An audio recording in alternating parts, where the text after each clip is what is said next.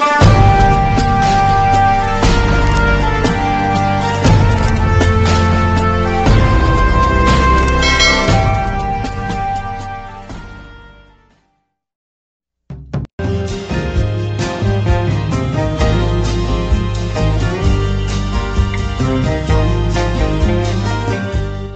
jumpa lagi rekan-rekan semua.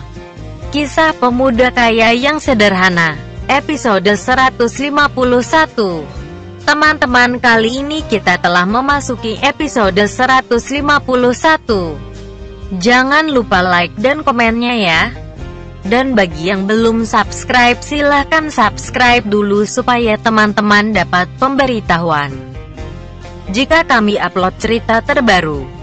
Dan admin mengucapkan terima kasih kepada rekan-rekan yang telah mengikuti cerita ini. Pada episode yang lalu diceritakan, siang itu Pak Nathan mendapat telepon dari Pak Billy.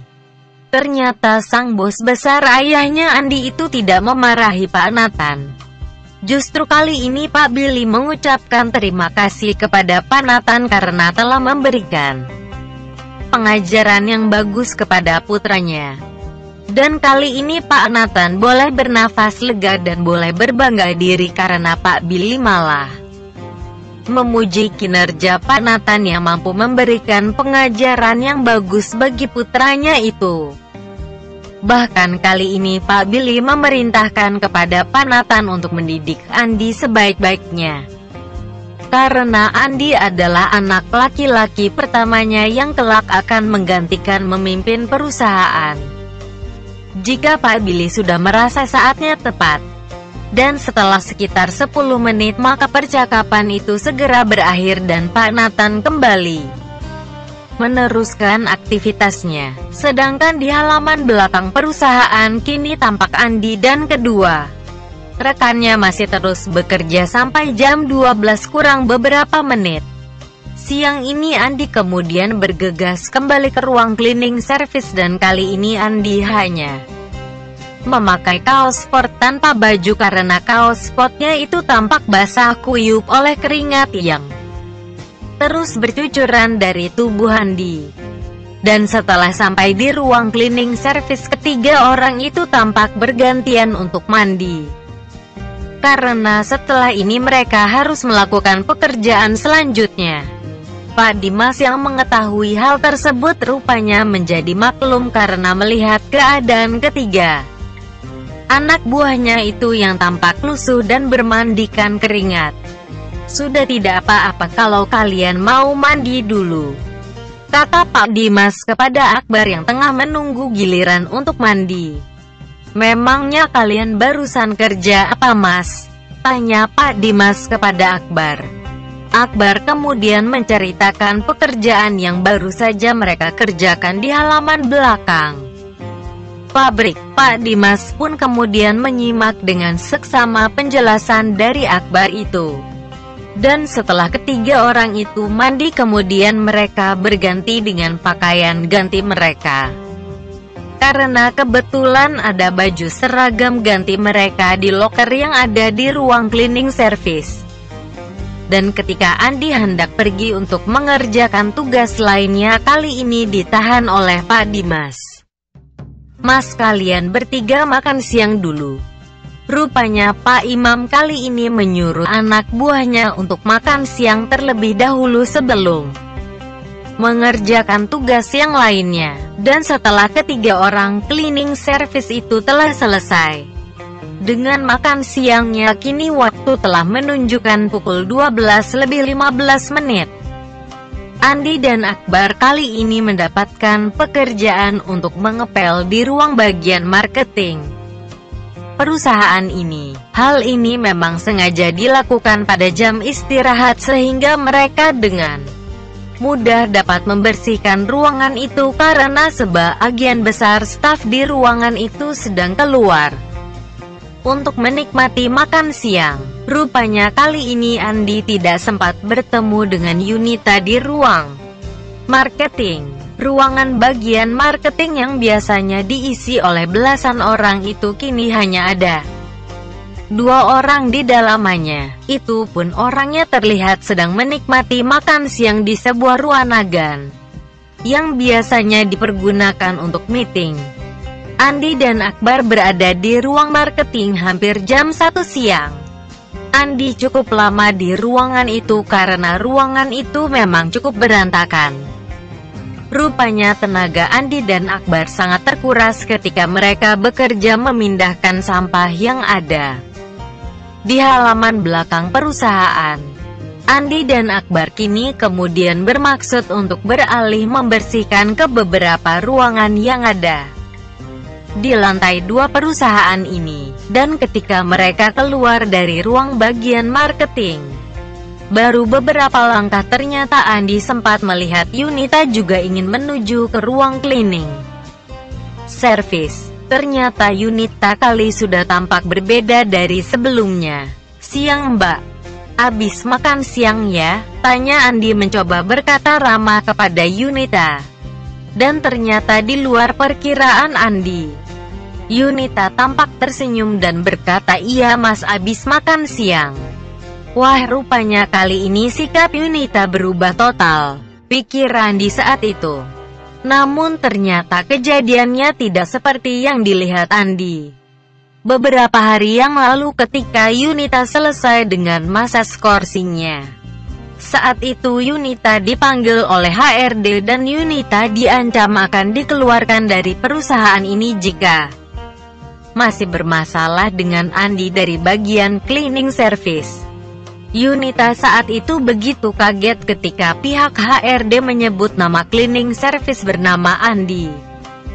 Dan masih menurut Yunita, cleaning service bernama Andi tersebut pasti ada apa-apanya sehingga dirinya dibela abis-abisan oleh HRD perusahaan ini. Siang ini Andi kemudian melanjutkan pekerjaannya di lantai 2 perusahaan. Dan jam 3 sore Andi baru selesai dengan pekerjaannya itu karena di lantai 2 ini Andi harus membersihkan sekitar 4 ruangan bersama dengan Akbar. Dan ketika Andi hendak ke ruang lobi perusahaan, Andi kali ini terlihat membuka handphone miliknya. Ternyata di HP itu ada sebuah pesan. Dan ternyata isinya adalah sebuah pesan dari Lisa yang mengatakan besok jangan lupa untuk pergi ke kantor. Kantor yang dimaksud Lisa tentu adalah kantor di mana saat ini mereka menjadi komisaris di perusahaan itu. Andi kemudian menjawab pesan itu dengan kalimat pendek, "Oke Lis." Andi kemudian meletakkan kembali handphonenya itu kembali ke saku celananya. Andi dan Akbar kemudian meneruskan perjalanannya ke lobi perusahaan itu untuk membersihkan ruangan itu berdua dengan Akbar. Dan sesampainya di lobi perusahaan, ternyata di ruang itu sudah ada Firman dan Imam. "Wah, ramai-ramai juga ya mas kita di sini. Pasti cepat kelar deh kerjaan ini," kata Firman kepada Andi ketika melihat Andi ada di ruang itu. Andi tidak menjawab apa kata Firman, namun Andi terlihat tersenyum ke arah Firman dan mereka ini mulai berbagi tugas untuk membersihkan ruangan itu. Sementara itu di tempat lain di sebuah perusahaan di mana sepupu Rita kali ini bekerja untuk hari pertamanya. Kali ini Dian ditempatkan di bagian administrasi marketing. Tugas Dian adalah mengurusi seputaran administrasi marketing. Dari membuat penawaran, membuat perjanjian kontrak jual beli dan lain sebagainya. Dian adalah salah satu karyawan yang berbeda dengan karyawan lainnya. Dian masuk bekerja di perusahaan ini atas rekomendasi dari Lisa. Lisa adalah direktur utama di perusahaan ini karena perusahaan ini adalah milik papanya Lisa. Dian sendiri memang belum pernah bertemu dengan Lisa sang pimpinan perusahaan ini. Dian mendapatkan informasi lowongan dari Rita saudara sepupunya.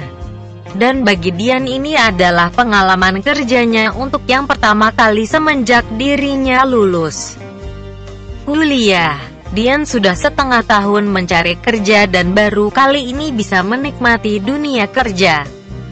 Yang sesungguhnya, Dian kali ini mendapatkan teman baru bernama Clara yang juga admin marketing di tempat itu, dan Clara tampak kaget ketika mendengarkan cerita dari Dian kalau dirinya masuk bekerja di perusahaan ini atas rekomendasi dari Lisa. Lisa adalah pimpinan perusahaan ini walaupun usianya begitu muda. Lisa menggantikan direktur utama perusahaan ini yang pensiun sekitar setengah tahun yang lalu. Karena usianya yang sudah mengharuskannya untuk pensiun. Wah, masa sian kamu masuk karena Bu Lisa? Kamu saudara atau kenal bagaimana Yan dengan Bu Lisa? Tanya Clara kepada Dian. Enggak Ra, aku dapat info ini dari sepupuku. Kebetulan sepupuku kenal dengan Bu Lisa, kata Dian ketika saat itu ditanya oleh Clara. Perusahaan yang dipimpin oleh Lisa ini adalah sebuah perusahaan importir kimia industri untuk beberapa bidang industri, sehingga perusahaan itu tampak begitu sibuk terutama pada divisi marketing tempat Dian saat ini bekerja. Dan karena Lisa adalah pemegang kendali di perusahaan ini, Lisa begitu dihormati oleh seluruh staf dan pimpinan di perusahaan ini. Sementara itu saat ini Lisa yang tengah berada di ruangan kerjanya dengan sekretarisnya. Tiba-tiba saat itu handphone Lisa berdering. Dan tanpa melihat siapa yang menelepon, Lisa kemudian mengangkat handphonenya itu. Selamat siang Lis. Itulah suara orang di seberang telepon. Dan tanpa berpikir panjang Lisa langsung mengenali siapa yang saat ini tengah menghubunginya. Iya Mas, selamat siang Mas, kata Lisa membalas salam dari sebelahang telepon. Ternyata yang menghubungi Lisa saat ini adalah Andi. Lis, aku besok berangkat sama kamu ke kantor ya. Biar aku besok ke kantormu berangkat dari sana. Aku numpang kamu deh Lis besok, kata Andi kepada Lisa. Apa gak dijemput sopir saja Mas dari kantorku ke tempat Mas Andi? Kata Lisa menawarkan bantuannya kepada Andi. Ah repot Lis, kayak kamu gak tahu Mas Andi saja Lis. Mendengar perkataan Andi itu Lisa hanya pasrah dan berkata, ya udah terserah Mas Andi saja deh. Handphone kemudian ditutup Andi tanpa kata apapun.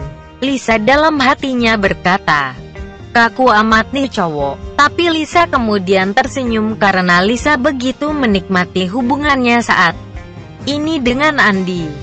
Sementara itu Andi yang saat ini masih bekerja di lobi perusahaan, tampak Andi kemudian memasukkan kembali handphonenya itu ke saku celananya kembali setelah percakapannya dengan Lisa berakhir. Andi kini terlihat mengepel ruangan lobi itu dengan ketiga orang temannya. Dan Andi bekerja sampai jam 3 di ruang lobi. Dan di tengah bekerja itu Andi merasa sedikit capek dan Andi ingin meminum air mineral dari botol yang ada di tas pinggangnya itu. Andi kini berniat untuk duduk sebentar di salah satu kursi yang ada di lobi untuk sekedar melepas lelah dan hendak minum. Namun baru saja Andi duduk dan hendak minum, tiba-tiba Andi pundaknya ditepuk oleh seseorang. Ternyata orang itu adalah salah satu staf di perusahaan ini. Mas, tolong Mas jangan duduk di sini. Tempat duduk ini dipergunakan staf maupun tamu perusahaan.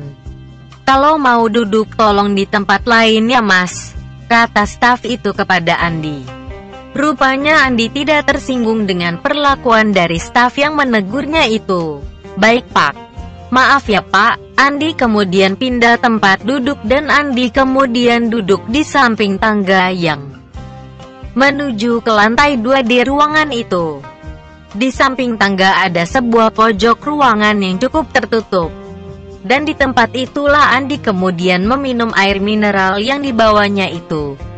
Dan Andi juga terlihat duduk di tempat itu sekitar 5 menit untuk sekedar beristirahat sejenak. Wah, seperti ini ya rasanya jadi cleaning service yang sesungguhnya. Hal ini juga pasti dirasakan rekan-rekannya dalam bekerja. Terkadang tindakan tidak manusiawi akan mereka terima dalam keseharian mereka di tempat kerja. Batin Andi sambil duduk sejenak di tempat itu.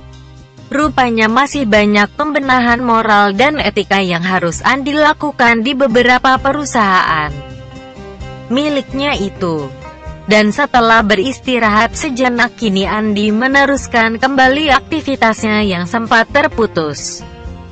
Beberapa saat itu, kali ini Andi terlihat mengelap meja-meja di ruangan itu dan setelah selesai, Andi kemudian mengelap kaca-kaca di bagian depan dari ruang lobi. Mas, kok kamu ngelapnya kurang bersih sih? Tuh masih ada bercak-bercaknya, kata seorang satpam yang kebetulan lewat di gerbang lobi perusahaan. Oh iya Pak, sebentar biar saya bersihkan lagi, kata Andi terdengar ramah. Andi kemudian membersihkan kaca yang katanya masih ada bercaknya itu. Hari ini Andi bekerja sampai jam 6 kurang beberapa menit dan Andi baru sampai ke rumah pukul setengah 7 malam. Karena capek, Andi langsung masuk ke kamarnya dan tertidur dan baru sekitar pukul 8 malam Andi terbangun. Andi kemudian mandi dan berganti pakaian dan setelah itu baru ke ruang depan. Ternyata saat itu rekan-rekannya telah berkumpul di ruang itu. Bahkan kali ini Andi juga melihat Dian, orang yang baru bekerja di perusahaan yang dipimpin oleh Lisa. Wah, ada Dian ya? Tanya Andi kepada Dian. Iya Mas, baru saja kok Mas, kata Dian. Bagaimana Yan, kerjamu lancar atau bagaimana? Info-info saja Yan kalau ada apa-apa, tanya Andi kepada Dian. Lancar Mas, alhamdulillah, kata Dian. Dian kemudian bertanya kepada Andi tentang pekerjaan Andi saat ini. Dan Andi kemudian bercerita kepada Dian kalau dirinya adalah cleaning service di sebuah perusahaan. Mendengar hal itu, Rita kemudian berkata, tapi jangan salah Yan, Mas Andi walaupun cuma cleaning service tapi luar biasa loh Yan. Ini buktinya, Mas Andi punya kos-kosan, pacarnya juga orang top, kata Rita sambil mengacungkan jempolnya. Itulah kisah pemuda kaya yang sederhana episode 151. Terima kasih kepada rekan-rekan yang sudah mengikuti cerita ini. Jangan lupa like, subscribe, dan bagikan cerita ini kepada rekan-rekan Anda. Silahkan rekan-rekan tulis saran dan komentar Anda. Dan mari kita majukan channel ini, supaya kita bisa terus menikmati cerita ini. Terima kasih.